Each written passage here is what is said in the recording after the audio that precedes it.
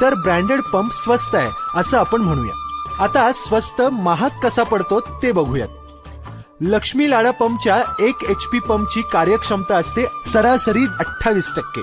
इतर ब्रँडेड पंपची असते सरासरी 24% आणि नॉन ब्रँडेड लोकल पंप जर घेतलात तर त्याची असते सरासरी 20%.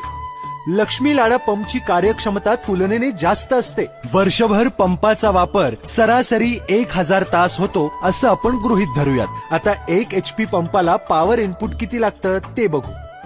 लक्ष्मी लाडा पंपला लागतं 1.5 किलोवॅट. अदर ब्रँड पंपाला लागतं 1.75 किलोवॅट आणि नॉन ब्रँडेड लोकल पंपाला लागतं 2.10 किलोवॅट.